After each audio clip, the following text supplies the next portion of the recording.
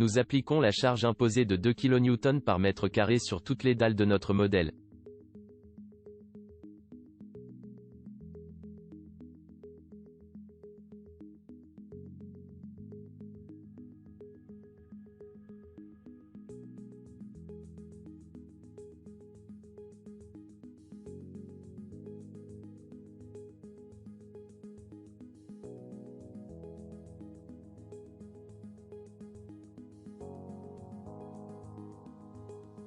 Utilisez le bouton Afficher les valeurs de charge pour afficher ou non les valeurs du cas de charge sélectionné sur le modèle.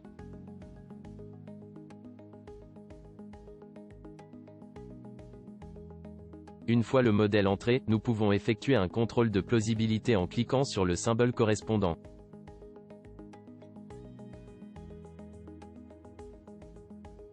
Nous pouvons choisir ce qui doit être vérifié et si un maillage EF doit être généré.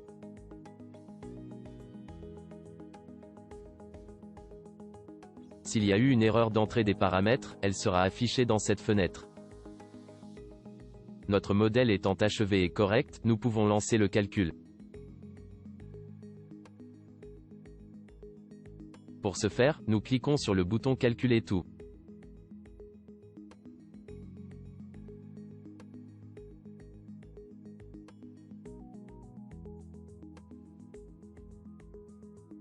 Après le calcul, un quatrième onglet appelé Résultats apparaît dans le navigateur. L'onglet Résultats s'affiche seulement si l'option Afficher les résultats a été activée.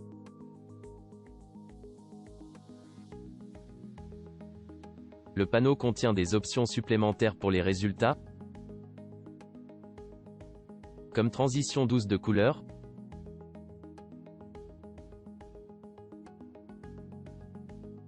ou encore les facteurs d'affichage des déformations. Le navigateur et ses contenus dépendent bien sûr toujours du modèle. On peut donc cliquer sur le résultat souhaité pour qu'il s'affiche dans la fenêtre de travail.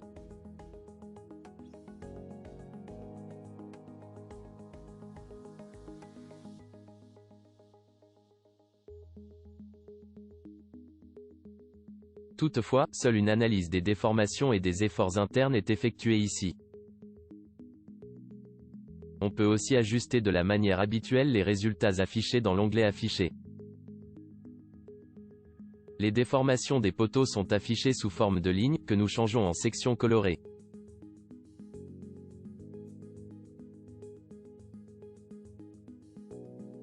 Les déformations sur le modèle dépendent de la combinaison ou du cas de charge sélectionné. Lorsque nous parcourons les cas de charge, nous obtenons ainsi les déformations correspondantes.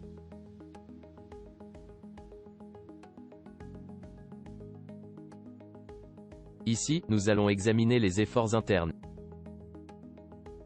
Nous cliquons donc dessus dans le navigateur, et ils apparaissent sur le modèle.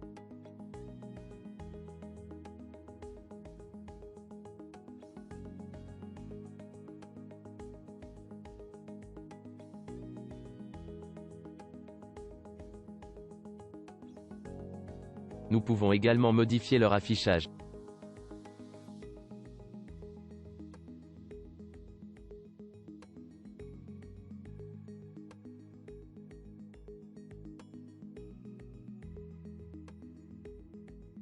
Enfin, nous pouvons afficher les forces d'appui en cliquant sur le symbole correspondant.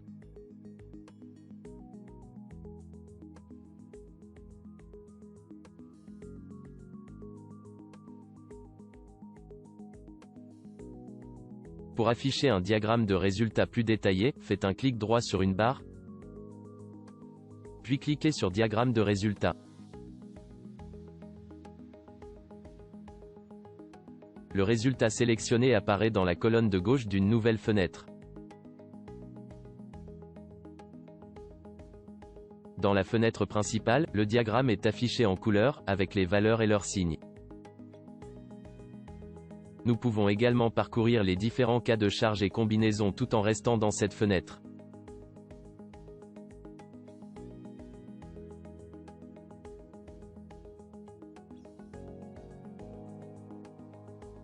Toutes ces informations sont bien entendu disponibles dans des tableaux.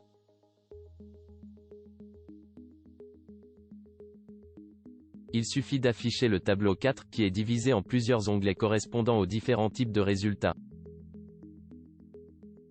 Tant que les cases relatives à la synchronisation sont cochées, les tableaux et les fenêtres de travail interagissent.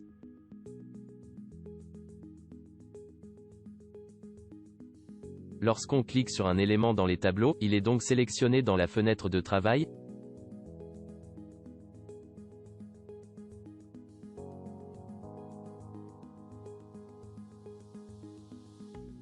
Et inversement.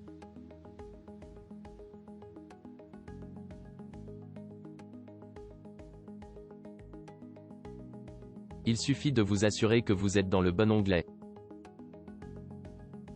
Par exemple, si vous cliquez sur une surface, rien ne se passe dans l'onglet Nœuds.